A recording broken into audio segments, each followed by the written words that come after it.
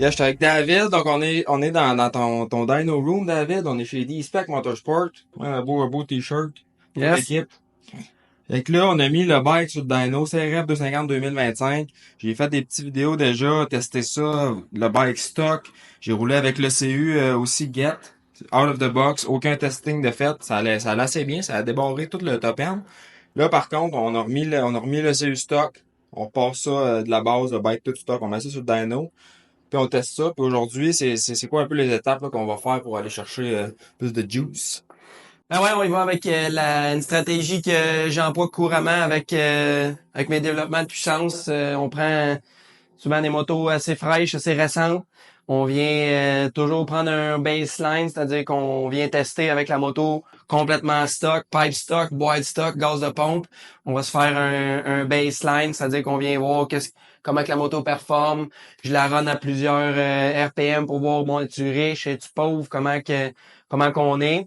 Puis après ça, ben, on va installer graduellement une modification après l'autre pour venir bâtir la puissance, voir qu'est-ce qui est en amélioration, qu'est-ce qui en est moins une.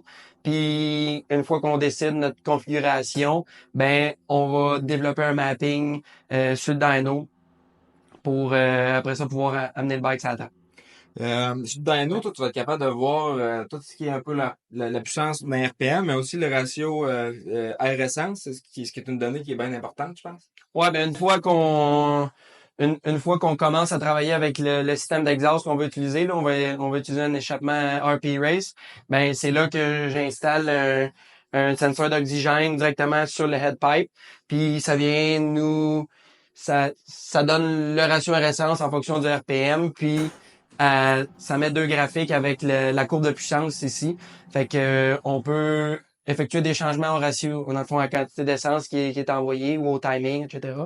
Puis, ben, ça nous donne ce que ça change au niveau du ratio air-essence. Puis, ben, à côté de ça, ça nous montre qu'est-ce que ça améliore ou qu'est-ce que ça nuit au niveau directement de la courbe de puissance. Puis là, dans le fond, on sert de mon bike comme un peu, c'est la première fois qu'on met un 2025 sur la table. Il y a eu des petits changements qui ont été faits sur le châssis. Moteur pratiquement pareil. Par contre, crankshaft est différent. L'entrée d'air, tout ce qui est l'entrée d'air, ça a été beaucoup, beaucoup changé. Bike un peu plus snappy que le 2024 là, pour avoir essayé les deux. J'ai pas trouvé personnellement que c'était le jour et la nuit, mais quand même une différence là. Un petit peu plus de réponse de snap.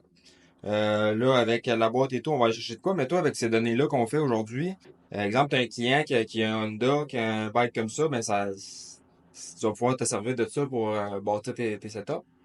Absolument. Une fois qu'on développe une configuration, puis après ça, ben, Rémi va aller l'essayer sur la piste. C'est possible qu'on refasse certaines petites modifications, mais si j'aurais quelqu'un qui reviendrait avec CRF 250 2025, puis qu'on voudrait une stratégie de performance, ben je saurais où m'en aller, je saurais quelle étape, qu'est-ce qui fonctionne, qu'est-ce qui fonctionnait pas, puis ben on aurait déjà un bon map de développer, fait que c'est pas nécessaire pour tout le monde de nécessairement passer ici sur le banc d'essai, parce qu'un coup qu'on a une map qui est dyno testée, puis track testée, ben la plupart du temps, on réinstalle la map dans le bike, puis la personne peut aller directement sur la track sans être obligé de venir ici. C'est ça, fait que ça devrait fonctionner ces autres bikes. On était supposé à base, comme j'ai parlé là, avec RP d'avoir le kit throttle body avec le twin érecteur. Malheureusement, les délais, toute production, ça a pas fonctionné. La course, c'est dans pas 7 jours, mais pas loin. Là. Ben, les camps, ça commence dans 7 jours officiellement. Fait qu'on n'avait pas le temps, malheureusement. Mais j'ai quand même la pipe RP flambette là, qui nous a envoyé. Donc, un gros merci à RP pour ça. Et puis, ben, j'ai hâte de voir là, le résultat avant-après. Fait qu'on se revoit tantôt.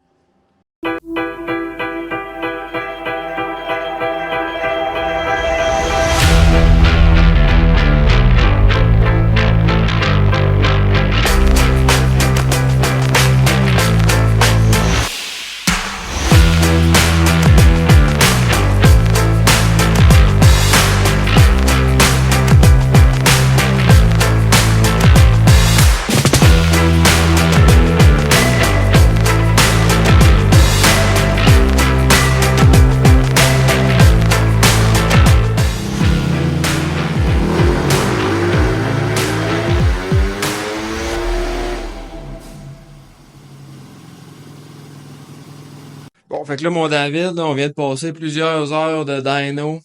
Ouais. Tu peux-tu nous résumer ça rapidement? Qu'est-ce qu'on a fait?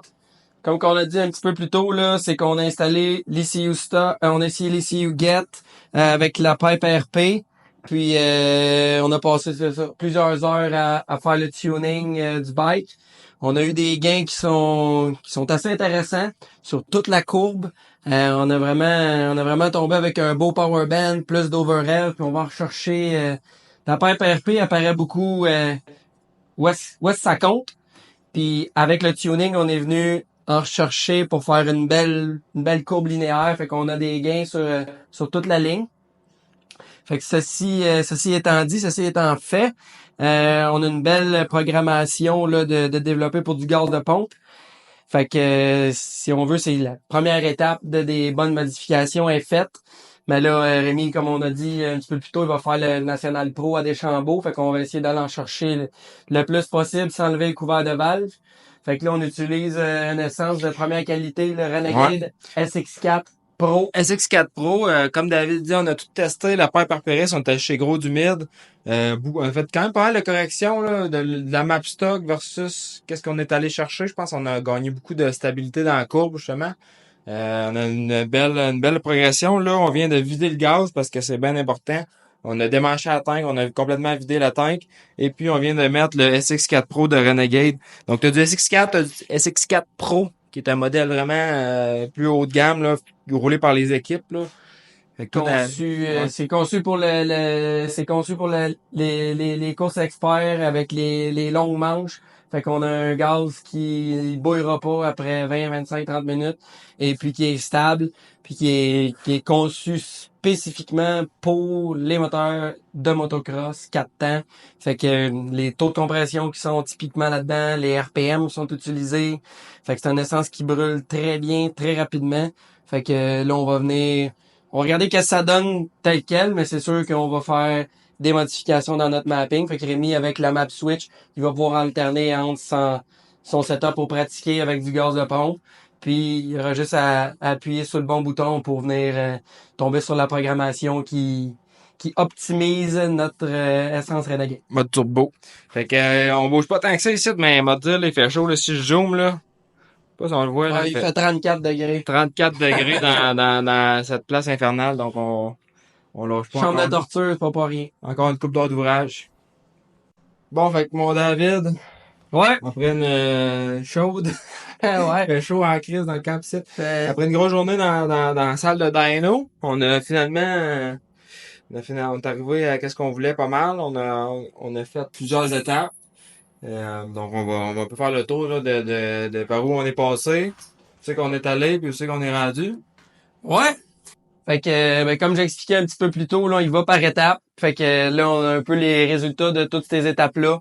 Fait que, on a notre baseline, la moto Honda CRF 250 2025, ben stock sur le dyno ici chez D-Spec dans une journée chaude et humide. On a un maigre 36 HP. 36 HP, mais ça je tiens à le préciser là, c'est un chiffre qui d'un dyno à l'autre, ça peut changer la journée, la température. Fait que c'est à prendre vraiment le chiffre en tant que tel, c'est à prendre avec un grain de sel parce que ça va, comme je dis, ça va changer d'un dyno à l'autre. Mais ça, c'est un comparatif. Fait que ça, c'est notre baseline. Puis après ça, ben, c'est un outil de comparaison, un dyno. Fait que Fait qu'ensuite de ça, on était bien curieux de savoir qu'est-ce que l'exhaust RP était pour nous donner. Parce qu'en général, il y a beaucoup de personnes qui vont justement opter pour mettre un exhaust seulement. Puis des fois c'est bien, des fois c'est moins bien. Puis avec d'une marque à l'autre, des fois il y en a qui donnent pas de rendement pantoute. Mais avec ce produit-là, j'ai jamais été déçu de ce que ça donnait juste comme ça. Mais c'est quand même un produit qui va encore mieux performer quand on va le tuner. Fait que à ce moment-là, on a gagné. Ça peut paraître mince ce qu'on a gagné, mais on a gagné là où ce que ça compte, un 2F, tu vas rouler ça dans le mid to top. Puis on a gagné beaucoup à partir de 8000 tours. Puis en overrev, ce qu'on appelle, c'est-à-dire quand le bike il prend sa puissance maximum, ben comment il est capable de transporter sa puissance maximum jusqu'au rev limiter. Puis la pipe RP, elle nous en a donné dans ces endroits-là. C'est le beau temps. On n'est pas allé chercher tant de gains au niveau des HP, top HP. On a quoi environ un demi HP de différence, puis quelques pourcentages de livres de torque. Mais où ce qu'on voit vraiment une grosse différence, c'est comme David dit, c'est dans le mid, là. Tout ce qui est 8000 à 11 000 tours, puis après ça, l'overrev, qui serait notre 12 à 14 000 environ.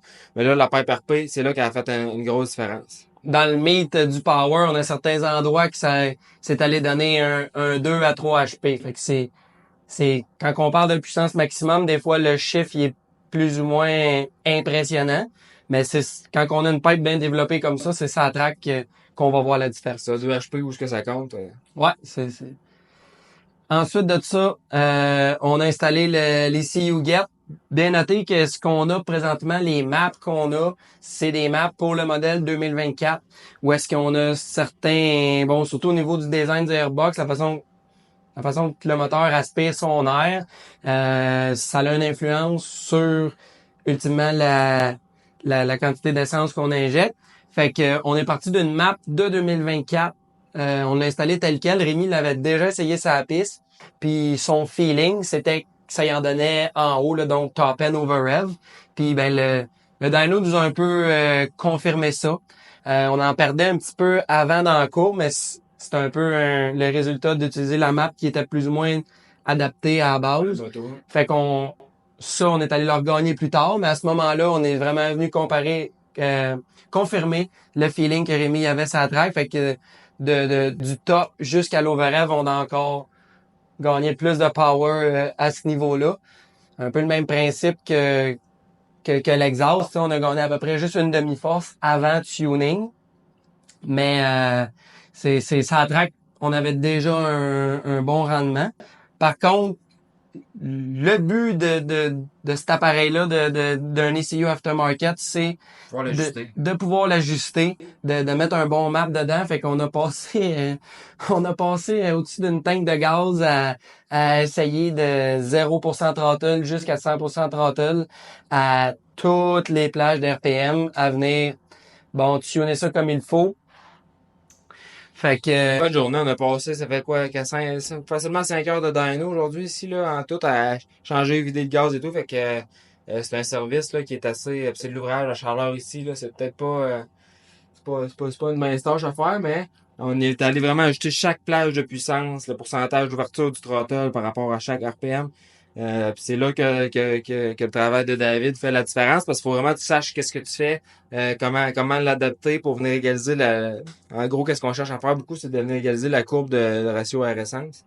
Il y a une guideline, David? Ouais, exactement.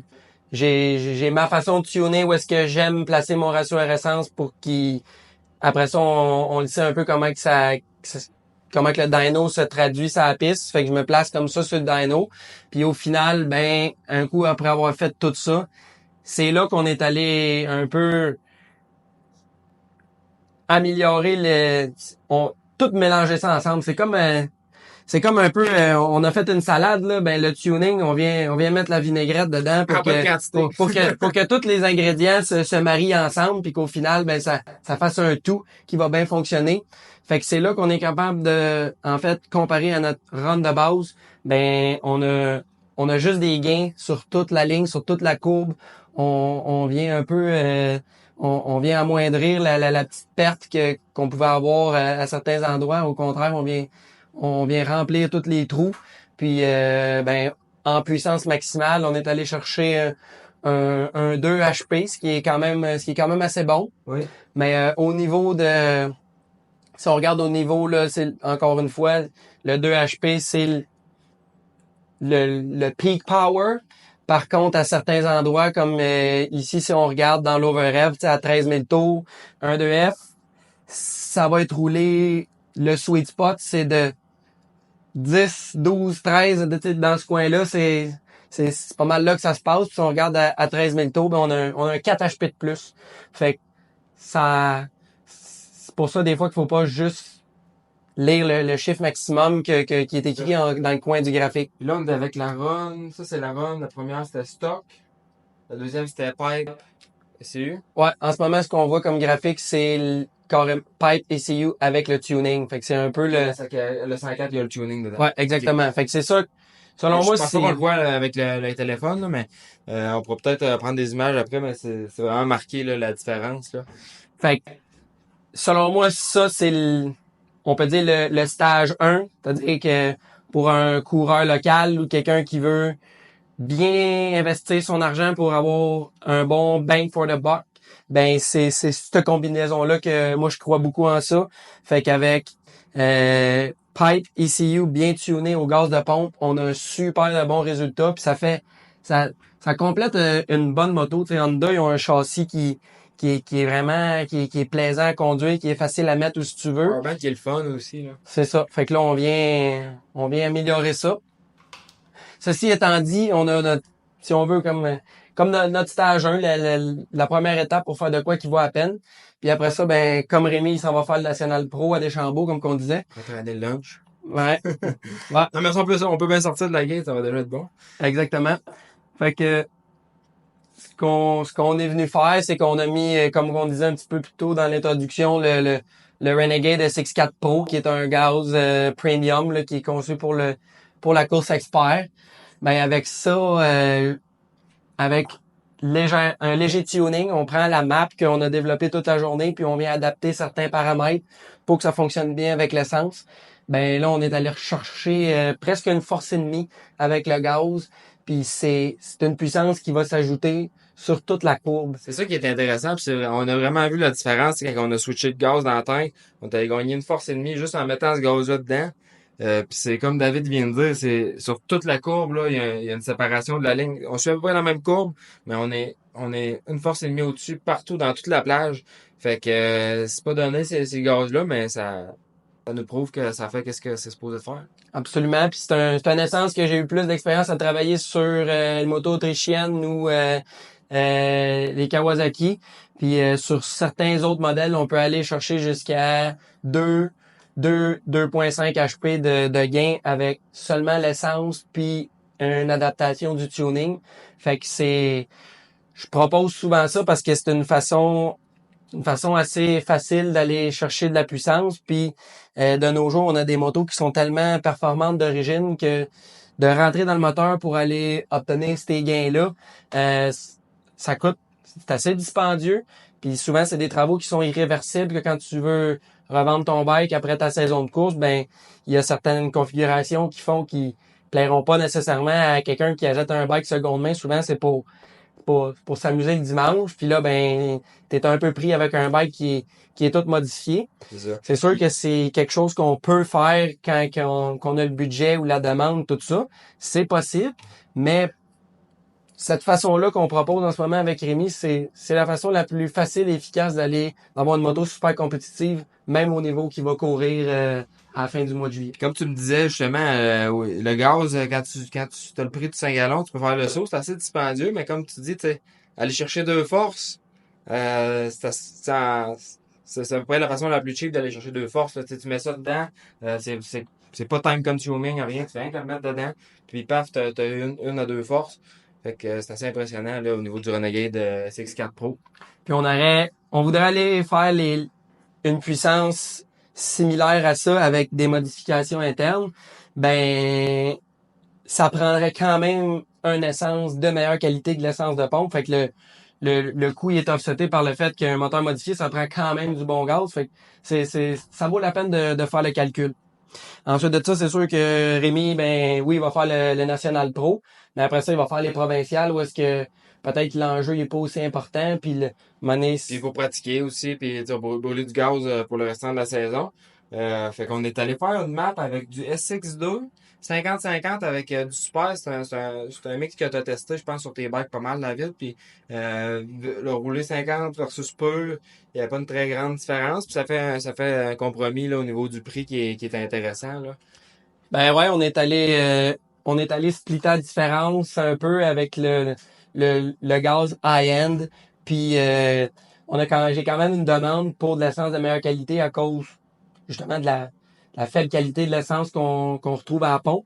Fait que ben avec ce gaz-là, on est allé par rapport à gaz de pompe, on a environ un demi HP de plus. Fait que ça split un peu la différence.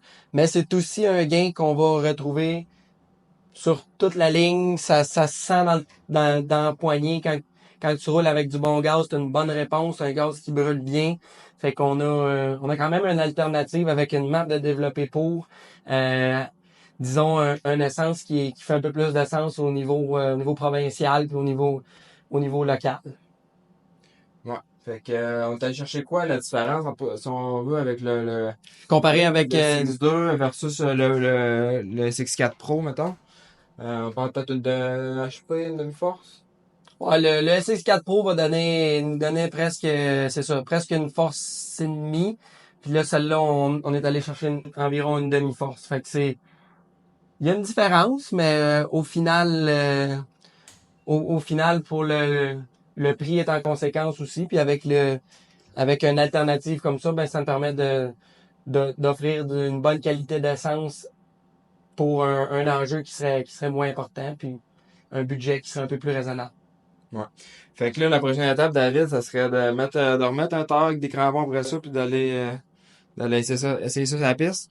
Ouais, on va confirmer que tout ça, ça fonctionne bien sur le circuit.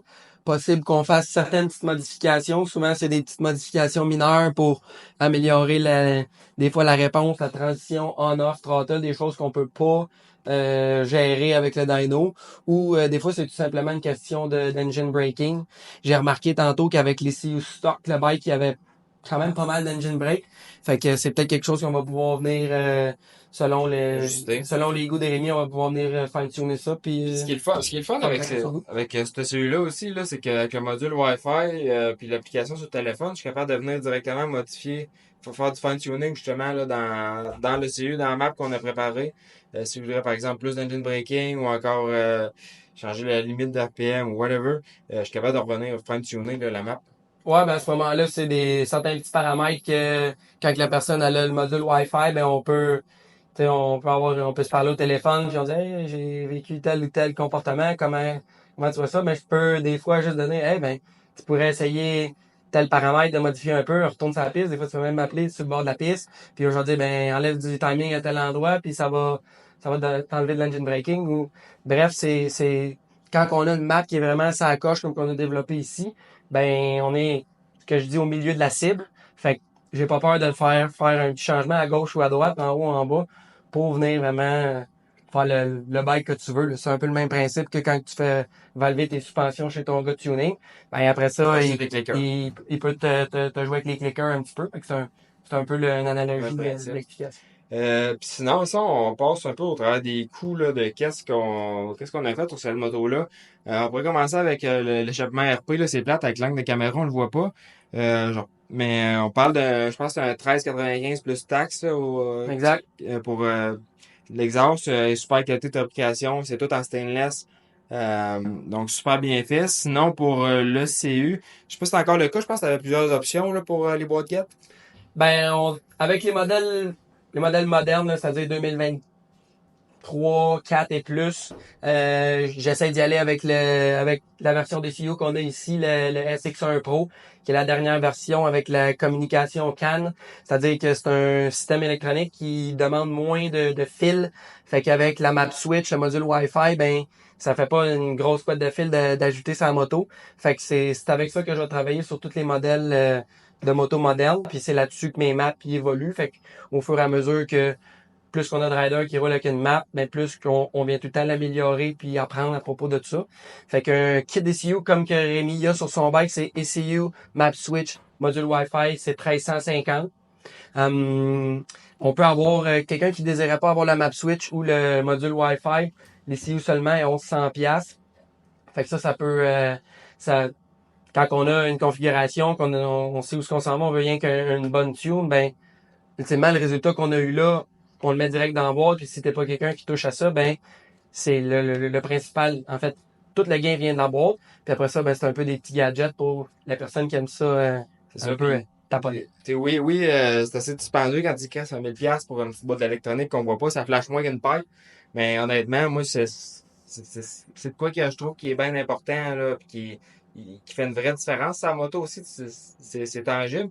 Et puis, ça use pas. Fait que ça, c'est un gros plus, là, ça use pas. Puis tu peux leur changer de moto. Moi, cette boîte-là était sur mon 450.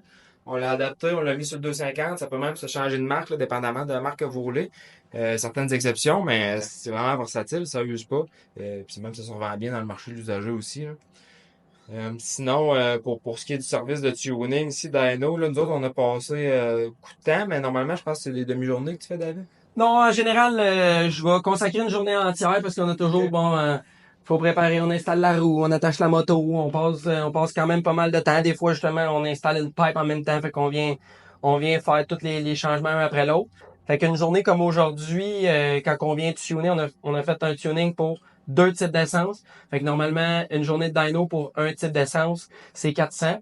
Puis après ça, ben, quand on rajoute un type d'essence, je rajoute juste 100 pièces, que ça vaut quand même la peine.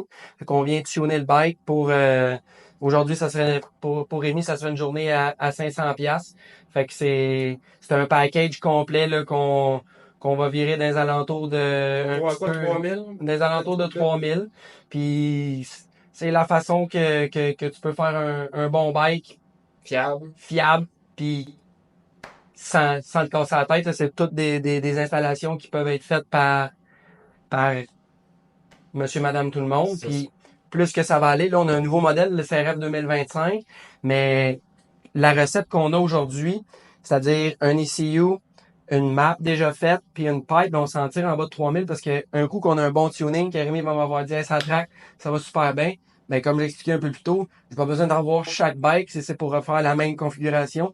On peut même envoyer par transport un ECU déjà tuné, l'exhaust s'il faut, puis ça te fait un package qui est simple d'aller chercher du power, puis Ça ouvre le facile à moteur. installer. Ça ouvre le moteur, garder la fiabilité.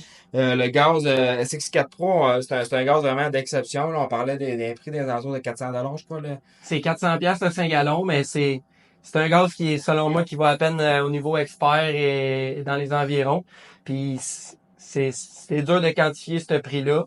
Mais avec sinon le SX2 qui est un gaz à 210 pièces le 5 gallons qu'on a eu des bons résultats en le mettant moitié-moitié. Fait que ça peut splitter la différence puis se permettre un bon gaz pour un budget qui a du bon sens. Ouais. Fait que je pense que ça a pas mal le tour, mon David. Ouais, Un gros merci pour la journée. Fait ça fait chaud. plaisir. Je te dis, j'ai hâte de sortir de cette pièce. Mais non, ça a super bien été. T'es super bien installé. Là, il reste plus qu'à aller tester ça sur la piste. Là. Ça va être une prochaine étape. Puis revenir là, avec feedback du bike. Puis essayer de prendre quelques images en même temps. Donc, un gros merci, mon David. Ça fait plaisir. On se revoit. Ça traque. C'est sûr. On est bon,